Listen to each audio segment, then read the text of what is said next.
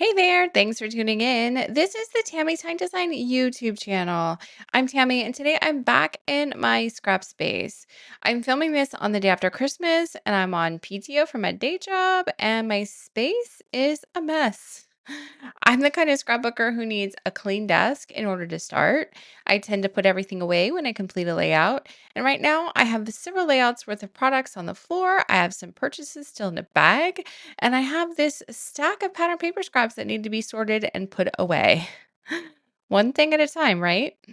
So instead of scrapbooking, I am going to get my space organized. I figured why not turn on the camera and I would talk through how I do this. I don't know about you, but in January, I like to organize my space and go through my stuff and see what's working and if I need to make any changes along the way when I'm sorting all my stuff.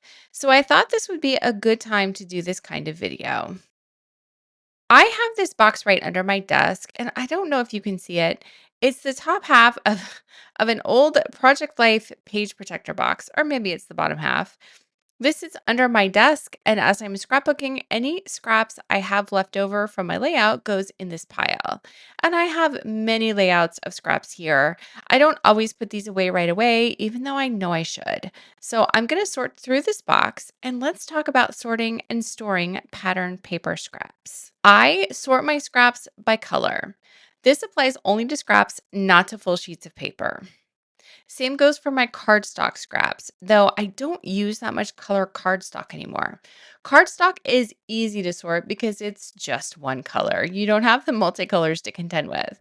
So I took out all of the solids, and this stack is just the pattern papers. The way I store my scraps has changed a little bit over the years, but evolved into the system I have now, and it's been at least 10 years. And there's always been this debate about where do you put multicolor scraps? If there's more than one color in the pattern, what do you do with it? Where does it go? I solved this problem for myself with this system, and it's been working for me for over 10 years. If you're struggling with pattern paper scraps and want some options, I want to share with you what I do in the hopes that you might find it helpful. It's the multicolor pattern papers like this that give us the most trouble. So these papers are scraps. I've already used these papers on a layout or a project. And for me, I don't reach for scraps as often as I should because I actually like to cut into shiny new papers. Once I've used a paper, I'm not as likely to use it again. That's not right or wrong. It's just a personal preference. If you're the scrapbooker who puts a kit together and uses every single scrap until it's gone, I envy you. In that case, you probably don't even need to store scraps at all. But for the rest of us, I don't want to toss these papers. But at the same time, they aren't as important to me as new papers I haven't used yet. When I start a layout, I always go to my new papers every time. I don't start with scraps. I hope that makes sense. I say all of that because with my system, I may not always find the scrap that would be perfect for the project I'm trying to find the scrap for. I'll explain more as we go, but I want to use my scraps. Every time I see Janet Madison on her Patreon channel create a layout with her leftover scraps, I think to myself, God, I just need to go to my scrap drawers and pull out stuff and make a layout. I haven't done it yet, but maybe that will be a good challenge for me for this year. There are a lot of different ways to approach your scraps, where to keep them and how to store them. And the easier it is, the easier it will be for you to maintain them. The most basic thing you can do is use a page protector. You probably don't want to waste good page protectors, but I always come across some that get bent or messed up, and using them to store scraps is a great way to repurpose them. That's exactly what I did when I first started scrapbooking. Find a tall bin that's wider than 12 inches and line up the page protectors in the bin. You can have one for each color. I kept that bin right by my work table and it worked for me for years. I had scraps close at hand and they were easy to access and easy to put away. Eventually, I outgrew the system when I couldn't get all the colors to fit upright in the bin anymore. I don't advise trying to stack these horizontally on a shelf. The papers might slide out and they're not going to stack very well. You can do the same thing with color cardstock.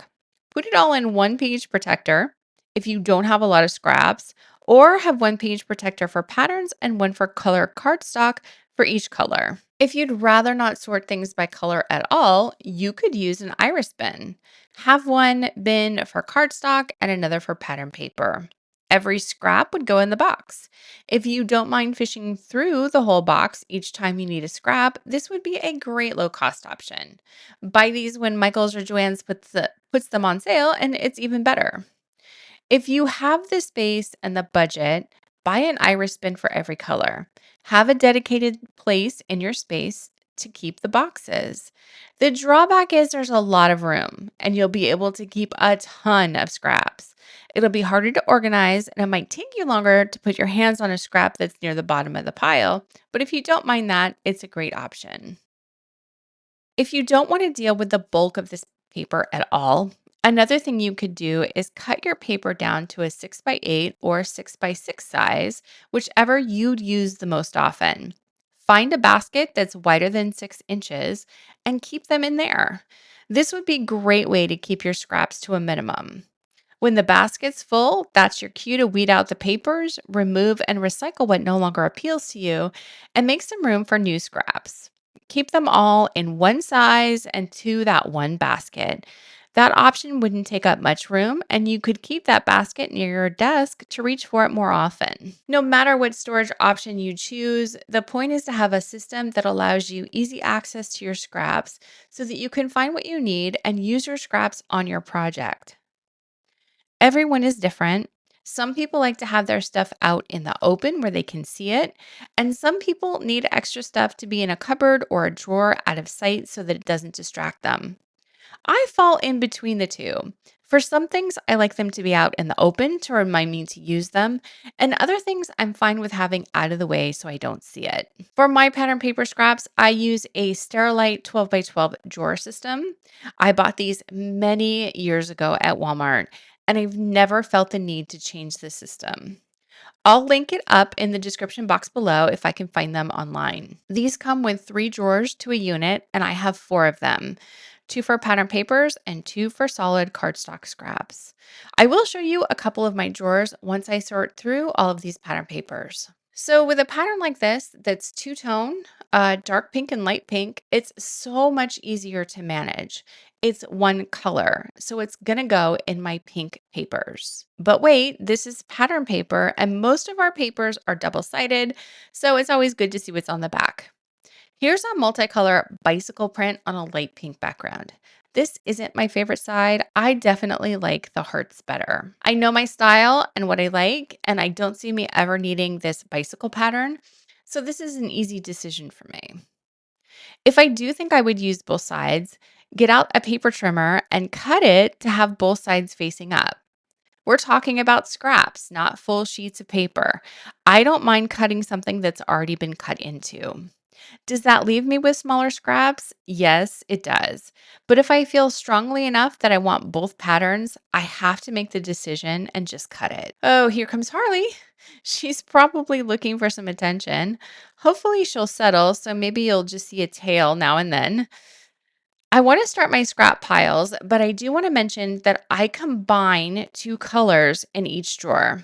That's how I'm able to keep my scraps to just the 6 drawers of pattern papers. I put red and pink together, orange and yellow go in one drawer, blue and green are together. I also have a drawer for purple and brown and metallics. And in the final 2 drawers, I combine white, gray, and black. And I do have one multicolored drawer that I will talk about more in a minute. So I think what I'm going to do now is start the piles with all of my color combos. And as I add papers to piles, I can talk through what I do with the multicolor papers. That's where everyone struggles, what to do with papers that have more than one color. How I determine where my paper goes is based on the background color. This paper is tone on tone pink, so it will go in my red and pink drawer. So let me start a pile on my desk.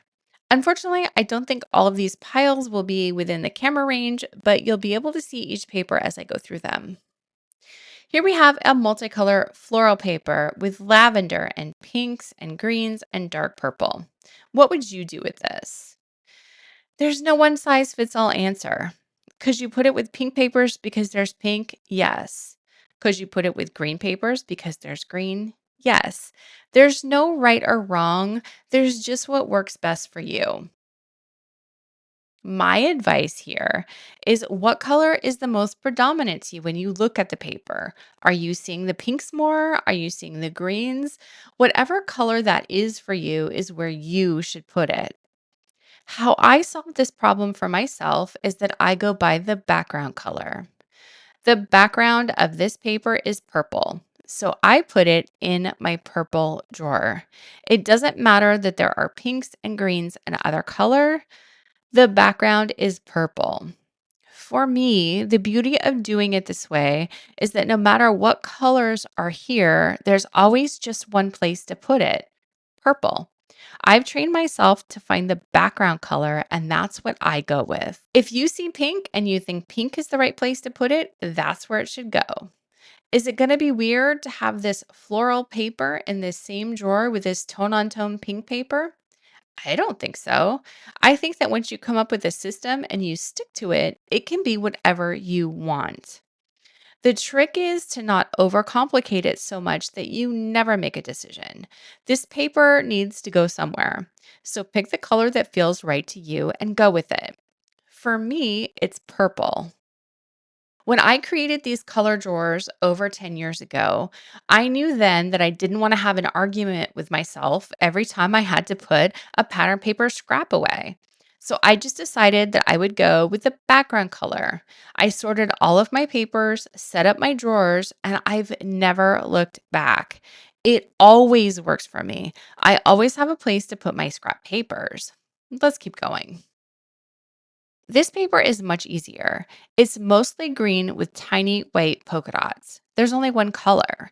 Papers like these don't pose the same problems as the multicolor papers do.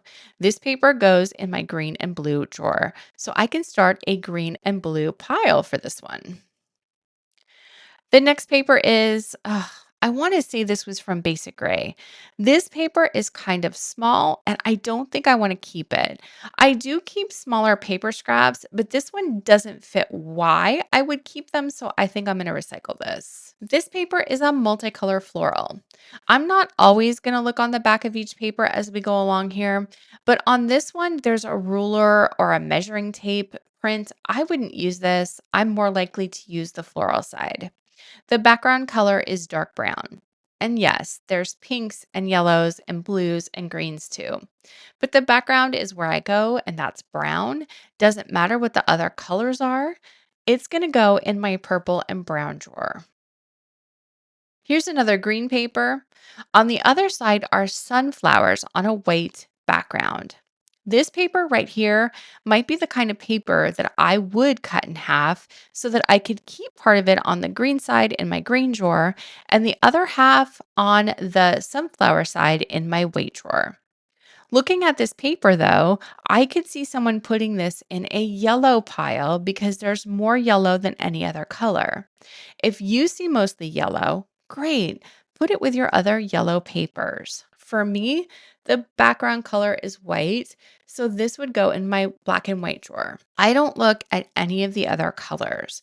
The background is white, so that's where it goes. Have I lost anyone with this idea? If this concept of going by the background color is hard to grasp because all you see is the other colors, that's okay. If you want to put this with yellow papers because that makes more sense to you, do that. The most important thing is to just make a decision and put it somewhere. I wanted to share what I do just in case someone was struggling with this and wanted the decision made for them. That's kind of how I look at my system. The background color always tells me where the paper goes. If you have a stack of scraps somewhere that you need to organize, but haven't because the multicolor florals don't fit anywhere, give this idea a try. Sort them by the background color on a trial basis and work with it for a while. If it's not right for you, at least you gave it a try. And remember, nothing is permanent and you can always change it up again. I'm not going to cut this paper up, so I'll start a white pile for this one. The next paper is tone on tone blue, It's all blue, so there's no question for me where this paper will go. It goes in my green and blue drawer. Here's a black and white paper. I keep black and white papers in the same drawer, so this one's easy for me. If this was a white and blue stripe, I'd put it with the color blue. Since it's black and white, it will go in the same place. On the back is a polka dot. When I have two pieces of the same paper and I like both sides, I will keep smaller papers so that I can have both sides showing in my drawer. I will put the stripe face up and the polka dots face up. You never know which one will work better for a project, so I like to have both showing when I have these multiples. Here's a tone on tone yellow paper. On the back of this one is a daisy print on a black background. I really do like this print too. This paper, because it has a black background, will go with my black and white papers. I don't pay any attention to the other colors, just the black background. This piece is a yellow tone on tone paper, lighter yellow in the background with darker yellow hearts. That's easy to figure out. It's yellow, so I'm going to start a yellow and orange pile because I keep yellow and orange in the same drawer. Here's a paper with a greenish aqua background. Yes, there are other colors here. There's orange flowers and white flowers, a lighter blue and dark green leaves.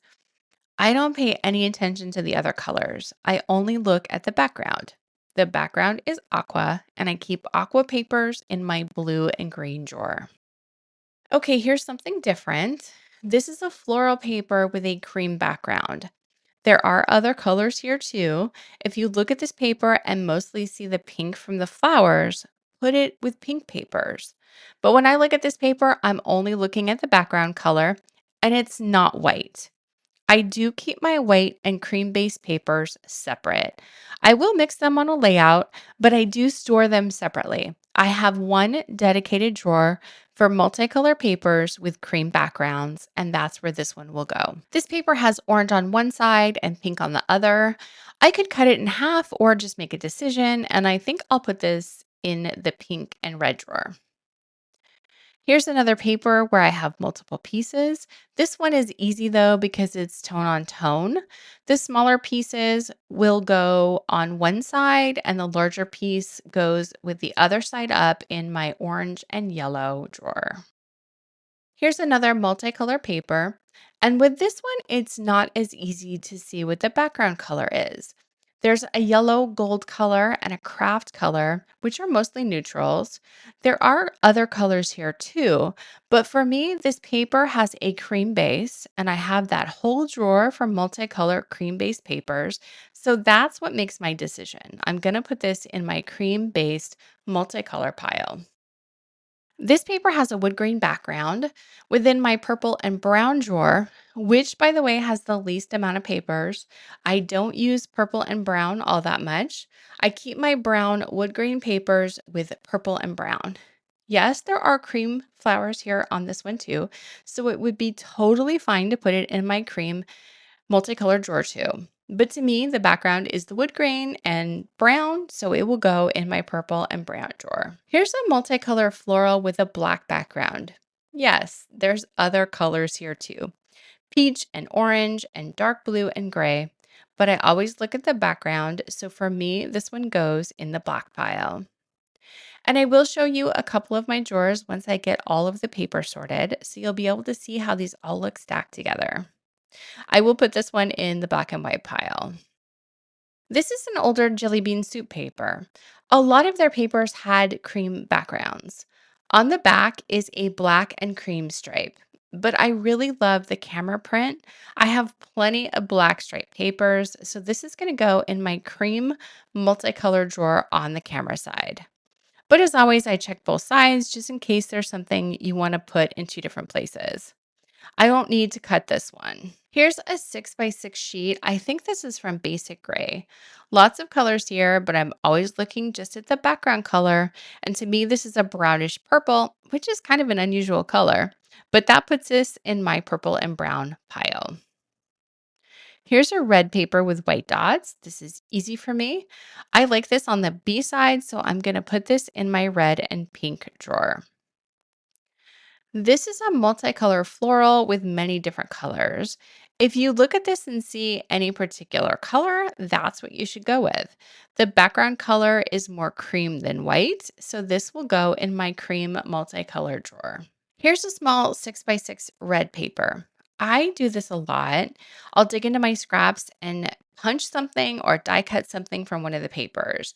But I don't like to have papers in my scrap drawer with all these cuts in them. So most of the time, I'm going to cut this off and put this piece in the recycle bin. If the paper is too small and I want to keep as much as I can, I won't trim it.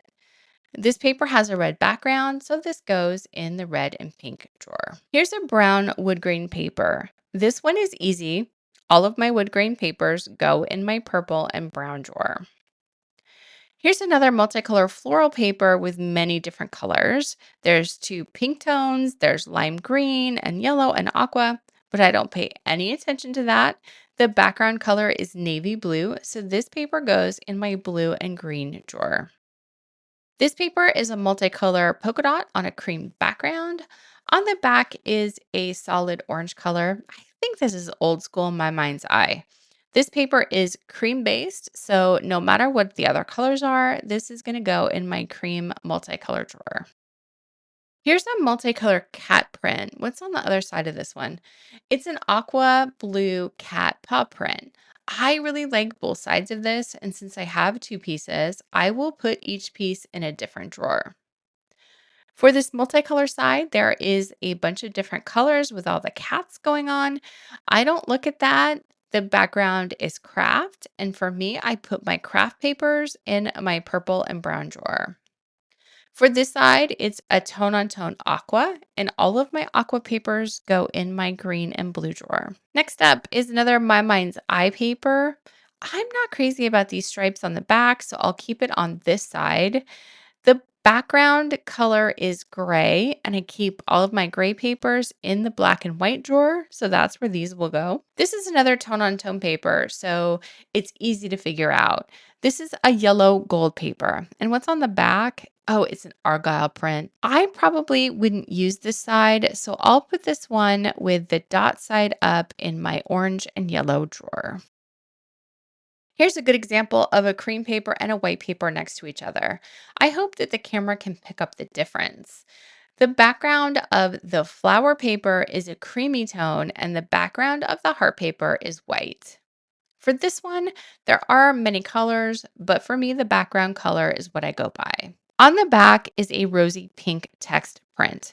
I don't think I'd use this side. I'd rather keep it on the multicolor side. So this will go in the multicolor cream drawer because the background color is cream. This heart paper is on a white background. On the back is a peachy color with tiny polka dots. I do really like this side. I could cut this in half and have it in both drawers, but to keep this video from going too long, I'm just going to put it in my white and black drawer. Why do I split up the cream and white again? Some papers look better with cream and some papers look better with white. Simple as that. And I do have more cream papers, so I have them in a separate drawer. Here's a green and white stripe cut on an angle. I prefer to cut off weird angles like this, but that would leave me only with a small strip. I can do more with this if it's bigger. There's a lot of paper up at the top, so I'm not going to cut it. This is an equal amount of green and white, but because there's the color here, green, this is going to go in my green and blue drawer. Here's another multicolor floral. On the back is a dark blue tone on tone. I'm not crazy about this print. I like the floral side better. Even though there are a lot of colors going on here, I only look at the background, which is white. So this goes in my black and white drawer. Same with this one. It has a white background. On the back side is a coral hatch print. I'm okay with it, but I like the multicolor side better, so this will go in my black and white drawer. This paper is metallic. I'm sure you can see the reflection off of my lights. Over time, I have made the decision to put my metallic papers in my purple and brown drawer. It's the drawer with the least amount of papers. When I'm looking for papers and I need a metallic that doesn't have other colors, I go to my purple and brown drawer. So that's where this is going to go. This paper is tone on tone yellow. It's a cream base, but because the other color is yellow, this is just going to go in my yellow and orange drawer. Here's another multicolor paper. The only color I'm looking for is what's in the background. The other colors don't matter. This paper has a navy background, so this one goes in my green and blue drawer. Now, here's a blue metallic print. While it is metallic or holographic, it's also blue. The blue wins. I only put metallic papers without color in the purple and brown drawer. This paper has a blue background, so that's where it goes. Here's another paper with a circle punch out, so I am going to cut that off. I always cut off the shortest side to leave me with the most amount of paper. If I cut it on the long side, I will lose more paper. The colors in this paper are cream, orange, and pink. I could put this in my cream drawer because it's multicolor, but for me, looking at this, I see more orange than I do cream. There is a light pink color in the middle of the circles, but it's a very small amount. Orange is what I'd look for, so I'm going to put this in my yellow and orange drawer. This isn't a super big piece, and I don't want to cut it to put it in both places. But it could go either way, and when that happens, I just go with my gut and make a decision. This is going in my orange and yellow drawer. Here's another multicolor floral. Lots of colors going on here, but I'm only looking at the background, which is an aqua color, so this will go in my green and blue drawer. This one is easy. It's just a green polka dot, so it goes in my green and blue drawer. This paper is a firework with lots of colors, but the background is blue, so this one will go in my green and blue drawer. Here's a multicolor flower from Vicky Boutin. Lots of colors going on here, pinks and oranges and yellows and reds. And on the back is a dark blue, but I like the flower side much better. I'm not looking at any of the flower colors. To me, the background is white. At least I think it's white. Her backgrounds are usually distressed. So I'm going to grab this other background and see. Yeah, it's brighter than the cream, even though it's distressed. So I'm going to put this in my black and white drawer. Here's another multicolor floral. Lots of colors here, but I don't pay any attention to that. The background is white, so this one will go in my black and white drawer.